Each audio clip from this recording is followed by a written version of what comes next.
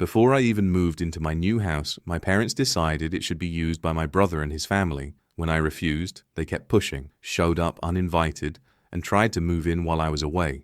So, I'm 28 male, a welder from Knoxville, Tennessee, and I need to tell you guys about the most satisfying nuclear option I've ever pulled on my family. But first, you got to understand the setup. My older brother Brandon is 32 and has been the golden boy since we were kids. I'm talking about full-blown favorite child syndrome here. This dude could have burned down the house and my parents would have blamed the matches. Let me paint you a picture with just 2 moments that'll tell you everything you need to know about the family. I was 14, working weekends at Ace Hardware, making $7.25 an hour, saving every penny for 6 months to buy a PlayStation 3. 6 freaking months of dealing with contractors asking me where the left-handed screwdrivers were kept. All so I could save up $400 for this console. The day I finally have enough money, I come home to find Brandon, who's 17 and hasn't worked a day in his life, playing on a brand new PS3 in the living room. Your father and I thought Brandon deserved something nice for getting a C+ in chemistry, Mom says, not even looking up from her cooking. You understand, honey? Brandon has been struggling. The kid had been failing chemistry because he spent every class period texting girls and vaping in the bathroom. Meanwhile, I'm pulling A's and B's while working weekends, and somehow that makes me less deserving of a freaking video game console. What about my money? I asked. Well, now you can save it for something more practical, chimed in. Maybe some new work boots. Brandon looks me dead in the eye and says, thanks for doing all that saving, little bro. Really took the pressure off me having to work for. The only person who ever called out their nonsense was my grandpa Joe. That man was pure old school tough. Fought in Korea, worked construction for 40 years, and drove a 1969 Dodge Charger RT that sounded like pure American thunder. He was the one who taught me how to use tools, how to fix things, and how to spot things from a mile away. Your parents think they're being fair, he told me once while we were changing the oil in his Charger. But fair doesn't mean equal when one kid's a worker and the other's a taker. You remember that, Connor? You've got something your brother will never have. What's that backbone and the sense to use it when it matters? When Grandpa passed during my junior year of high school, he left me that Charger. Mum and Dad immediately started pressuring me to sell it. That car is worth money. It's just going to sit there and rot. What's the point? The point was that it was mine. The first thing in my life was truly, completely mine. I kept that car in storage, paying the $45 monthly fee out of my Ace Hardware paychecks. And every month when I wrote that check, I thought about Grandpa's words. Now, let me tell you about the college thing. I'm getting ready for college, busted my butt through high school shop classes, worked nights at the hardware store helping contractors find the right bolts and explaining why they needed galvanized screws for outdoor projects, got accepted to University of Tennessee, figured I'd live at home to save money like a responsible adult. Brandon had gone to Vanderbilt, his dream school, and my parents covered everything, tuition, room board, even his frat dues, so he could play beer pong and network with other trust fund babies. So naturally, I assumed they'd help me out too. Wrong. Dead wrong. I'll never forget this conversation. I'm sitting at the kitchen table, acceptance letter in hand, ready to talk logistics. Mum's making her famous pot roast, and I bring up college expenses. If you're staying here, you'll need to contribute, she says casually, as discussing the weather. Brandon earned his full ride from us because he deserved it. You need to learn independence. Contribute. Turned out that meant $350 a month for rent and utilities, plus buying my own grocery.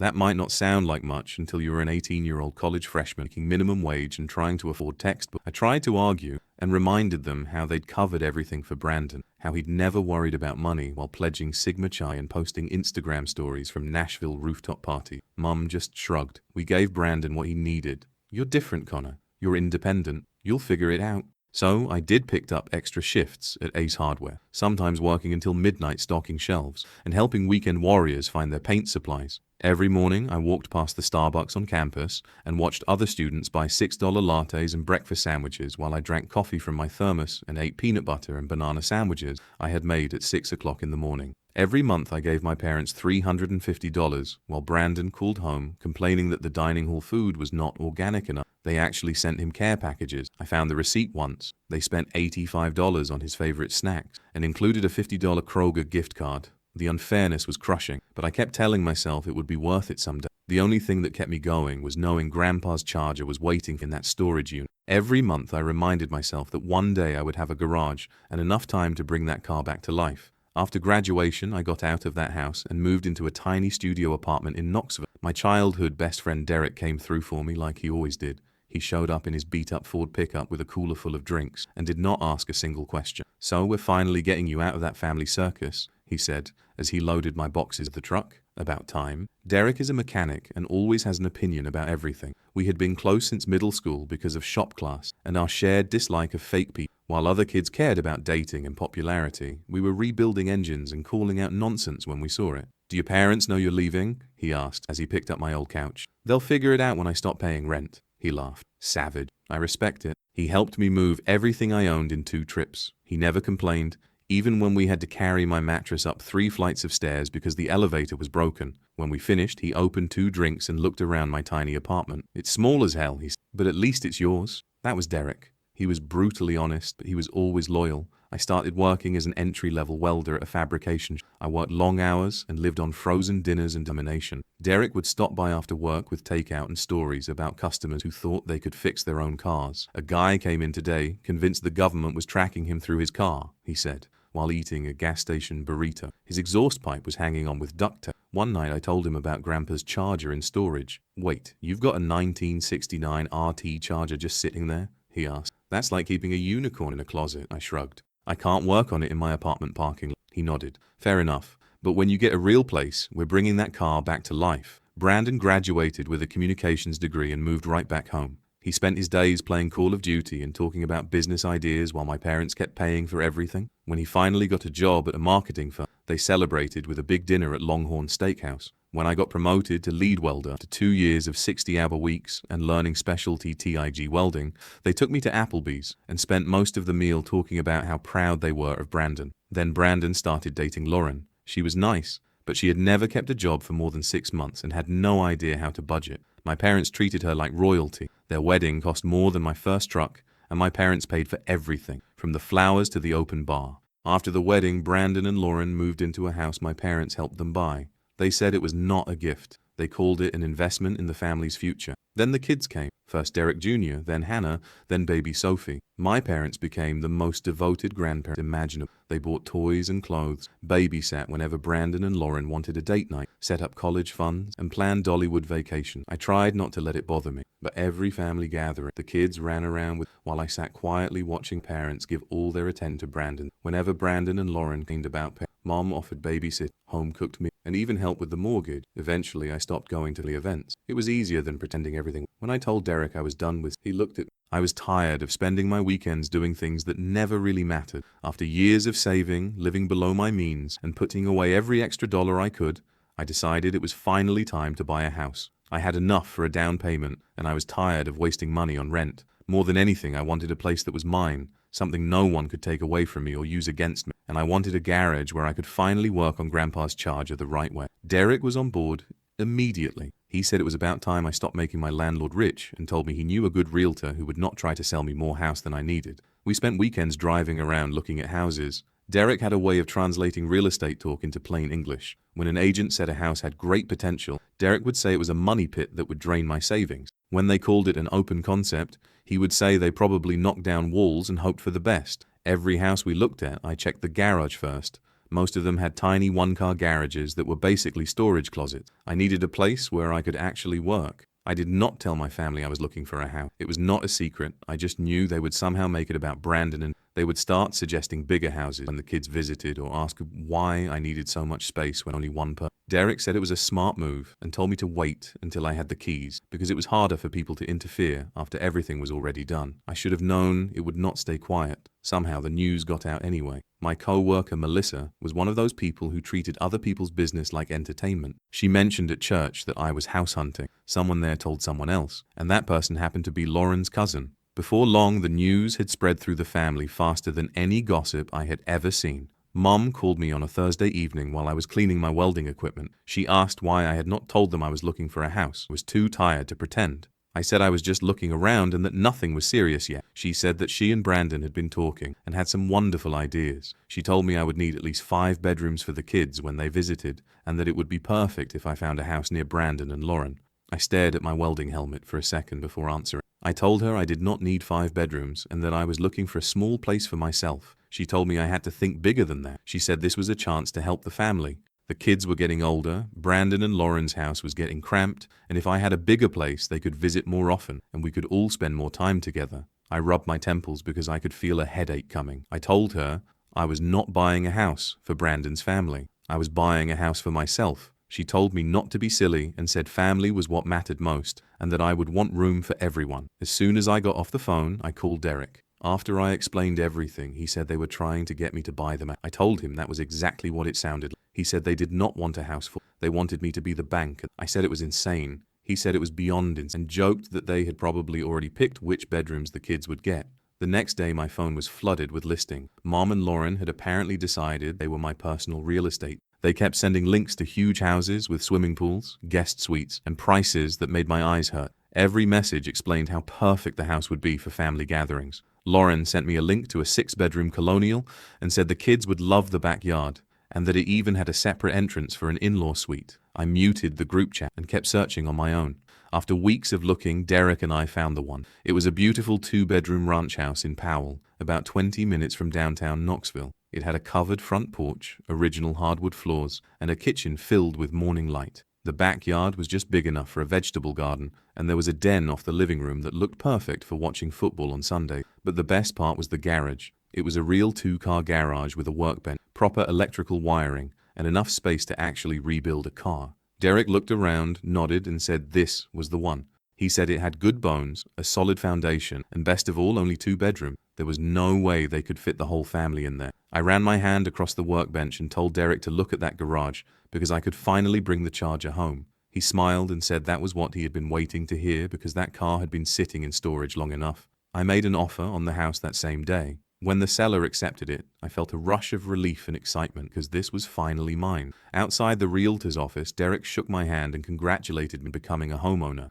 Then he laughed and said the real challenge would be keeping the vultures away from my neck. I decided not to tell my family until after closing because I wanted to enjoy the moment without their opinions. That weekend, Mom called and invited me to Sunday dinner. She said they were making pot roast and wanted to talk about my house search. I almost turned her down, but then I thought it would be satisfying to tell them I had already bought a house and did not need their advice. I told her I would be there. I had no idea I was walking into an ambush. I got to my parents' house in Farragut at exactly 6 o'clock that evening. The smell of pot roast filled the house, and I could hear the kids playing in the living room. Brandon was stretched out on the couch looking at his phone, while Lauren chased Sophie around the coffee table. We sat down for dinner, and for the first few minutes everything felt completely normal. Dad complained about the Tennessee Titans losing again. Brandon talked about a project at work, and Lauren shared stories about the kids. I actually started to relax as I thought this might just be a normal family dinner. Then Mom put down her fork, cleared her throat, and looked at me with that smile that never felt genuine. She said they had been doing research and thought they had found the perfect house for me. I knew exactly where this was headed. She started describing a beautiful 5-bedroom house in Oak Ridge, about 15 minutes from Brandon and Lauren's neighborhood. She talked about the huge backyard for the kids, the 3-car garage,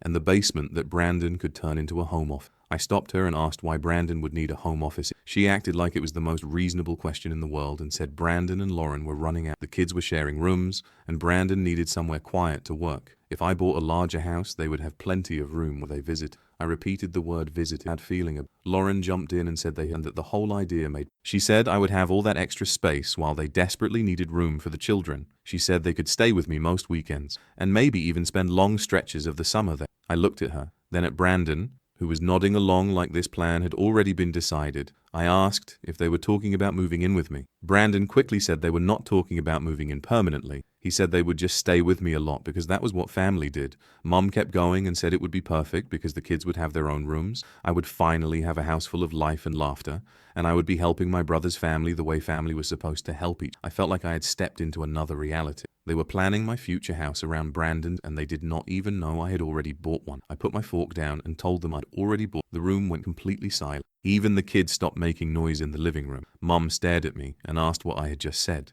I told her I had bought a 2-bedroom ranch house and had closed on it the week before. Nobody spoke for a few seconds. Then Brandon laughed. He asked me what I had been thinking and why I would buy a 2-bedroom house. He wanted to know where they were supposed to stay when they visited. I asked him who said they were visiting. I told him it was my house and I bought it for myself. Mum's face turned red. She asked how I could make such a major decision without consulting them. She said they had spent so much time trying to find the perfect house for, and now I had ignored all of their effort. I told her I did not need their help because I knew exactly what I wanted and I bought it.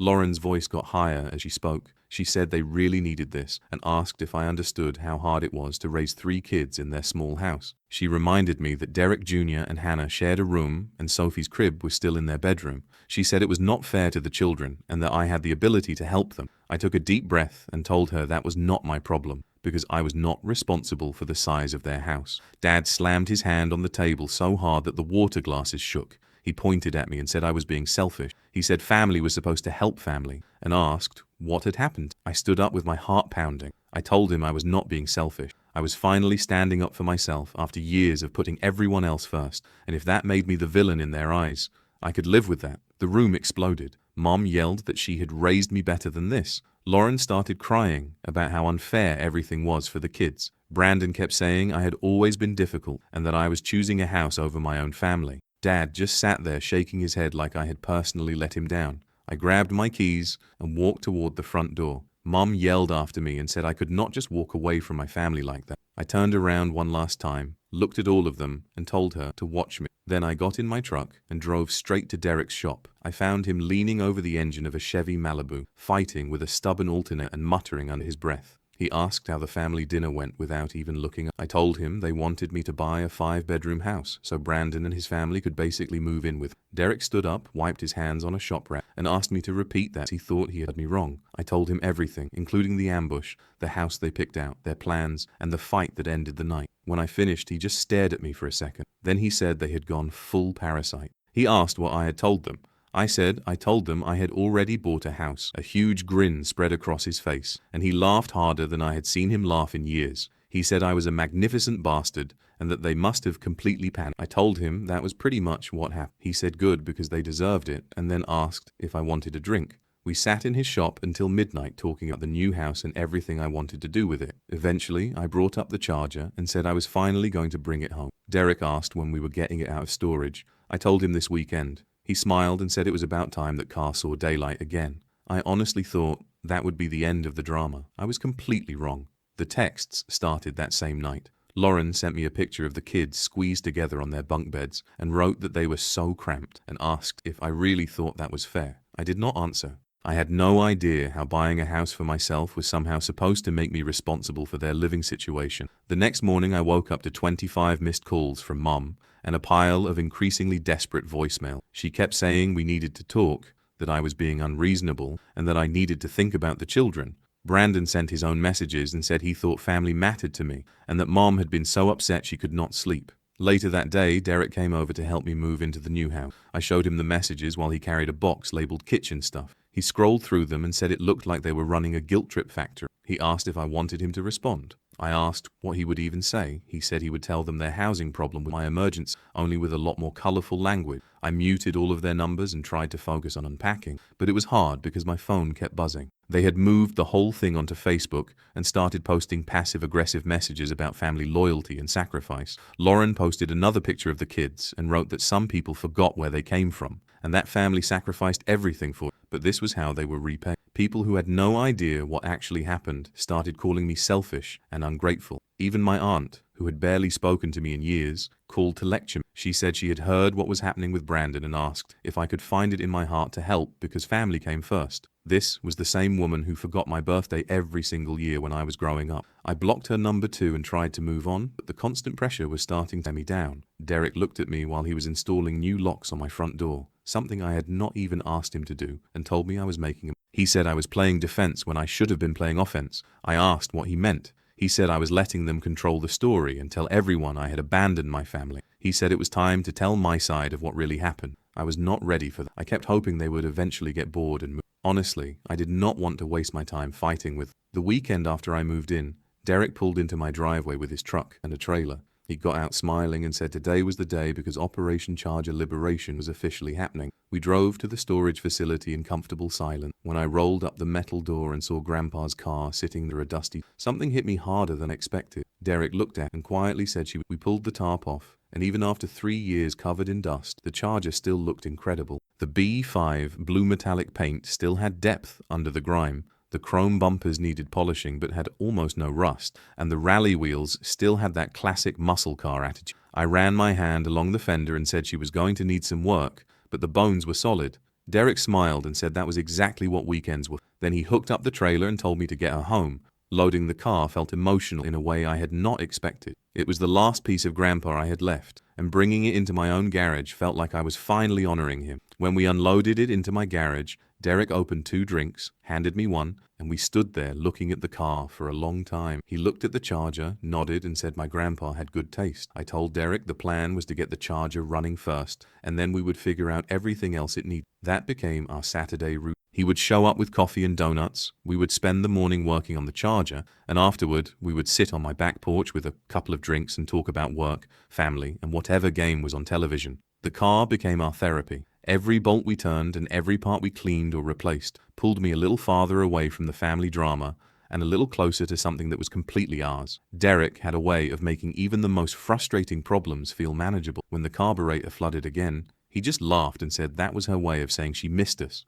Working on the Charger gave me something to focus on, besides the constant harassment from my family. Whenever my phone buzzed with another guilt trip message, I could go out to the garage and work on the car instead of sitting there getting angry. The breaking point came when Brandon and Lauren showed up at my house without asking. Derek and I were in the garage trying to get the Charger's engine to turn over for the first time in 3 years when I heard car doors slam in the driveway. I looked up and saw all 3 kids running toward my back gate, while Brandon and Lauren walked behind them carrying overnight bags. Lauren smiled and called out that they thought they would come for a visit. Derek looked at me, then quietly pulled out his phone and started recording. I stood up and wiped my hands on a shop rag. I told them I did not remember inviting. Brandon rolled his eyes and said we were family and did not need formal invitation. I told him that they actually did because this was my house. Lauren said not to be like that and said the kids had been excited to see my new place. Derek Jr. and Hannah were already running through my yard, trampling my herb garden and pulling flowers out of the planters I had just finished. Little Sophie was sitting in my tomato patch making mud pies with the soil I had spent all morning preparing. I looked at them and told Brandon to get his kids out of my yard. He said they were just kids and were not hurting anything. I told him they were destroying my garden and that I wanted them out immediately. Brandon asked why I was acting. I looked him straight in the eye and told him to get out of my house, get out of my yard, take his kids, and leave. Lauren started crying and said they had driven all the way over to see me. I told her I had never asked them and I had never invited. I reminded them that it was my house and I wanted them gone. Brandon finally looked annoyed and said it was fine, but I should not expect them to keep trying to include me in the family because I told him he was right and that I was making. They finally left, but not before the kids tracked mud through my house, and Sophie broke one of my picture frames. I spent the rest of the day cleaning up the mess. Derek helped without me even asking, and when we finished, we went back into the garage. He handed me a wrench and asked if I wanted to take my frustration out on the carburetor because it was being stubborn as hell.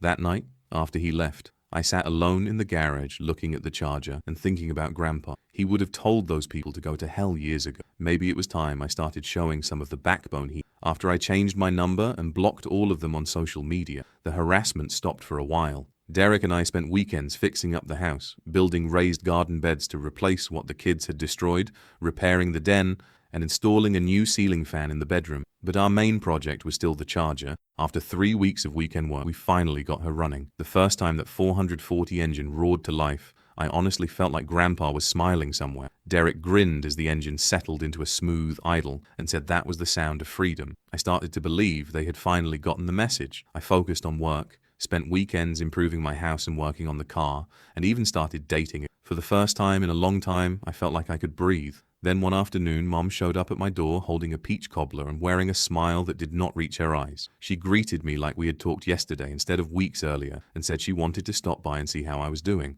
I made the mistake of letting her in. She set the cobbler on the kitchen counter and slowly looked around the house like she was inspecting it. She said the place looked beautiful and that I had done a wonderful job. I thanked her and waited for the real reason. She sat down at the kitchen table and said she wanted to apologize. She admitted things had gotten heated and said they had been wrong to pressure me. She told me I had worked hard for this house and that she should have respected my decision. For a moment, I actually felt myself softening. I thought maybe she was genuinely trying to make things right. Then she smiled and said she had been thinking that maybe we could have a fresh start, would love to come visit again. She said maybe next time she could bring Brandon and the kids because they would love to see my... That was the moment I realized nothing had really changed. I told her I did not think that was a good idea because things were still too... She nodded and said she understood, but she kept smiling that fake smile and said it would be nice for the family to see everything. She added that the kids would love the backyard. I noticed her eyes moving around the room, studying the layout of the house like she was measuring every inch. She also asked a lot of questions about security and casually wondered if I kept a spare key hidden outside anywhere.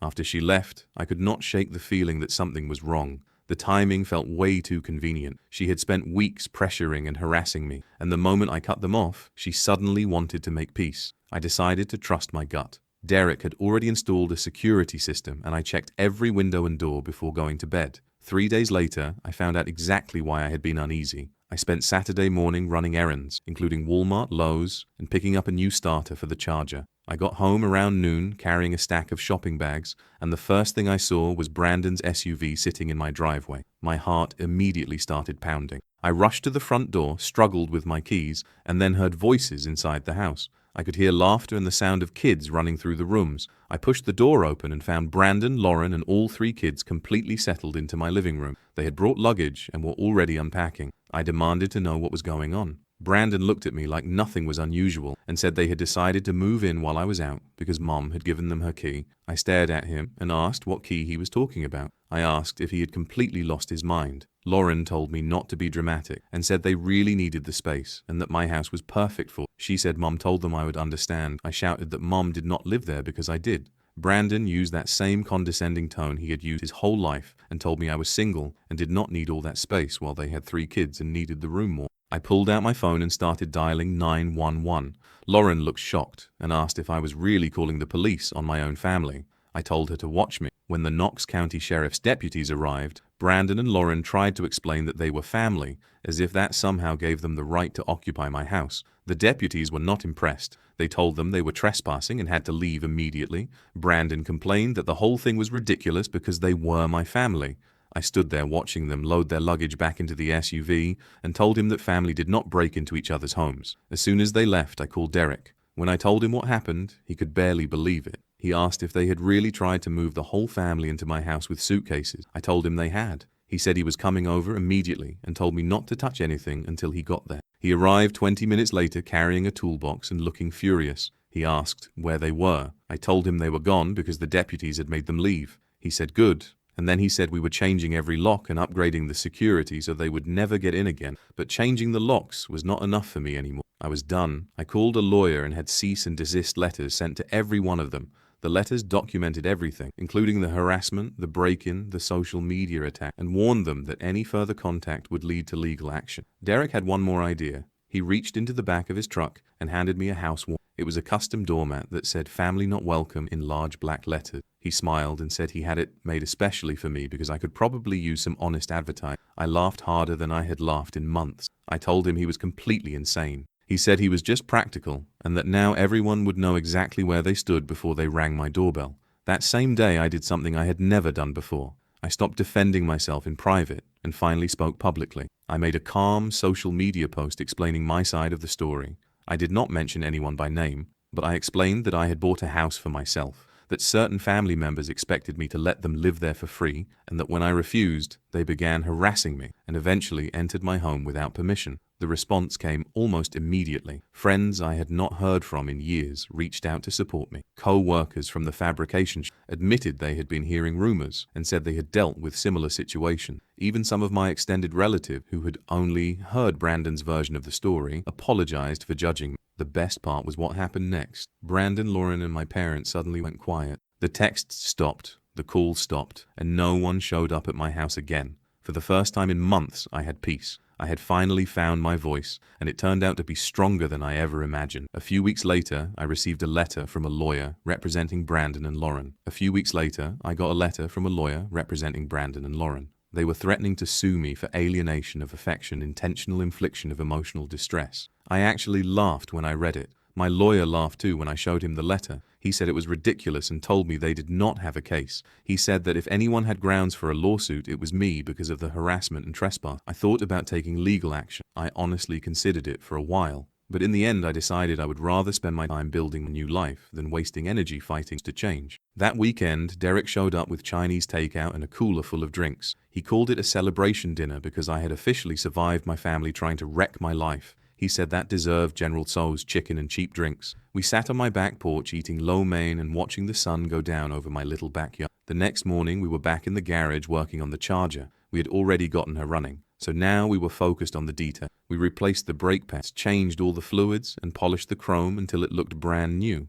Derek was buffing out a scratch on the passenger door when he told me Grandpa would be proud. He said he was not just talking of the car. He meant the fact that I had finally stood up for my... I looked at the engine while adjusting the carburetor and told him I thought Grandpa would have been proud too. These days, I sit in my den with a cup of coffee, looking out at the tomato garden I replanted after the kids destroyed it. The garden is thriving now. The morning sunlight fills the house, and I can hear the charger warming up in the garage. Derek likes to get an early start, and he is already out there installing the new exhaust system we ordered. My phone stays quiet. My house belongs to me. My life belongs to me. And for the first time in years, I finally feel free. Sometimes people ask if I miss my family. The truth is I cannot miss something I never really had. So if you are dealing with people who constantly use guilt, manipulation, and pressure to control you, remember that your life belongs to you. Sometimes the healthiest decision you can make is to walk away from toxic and never let them back in again.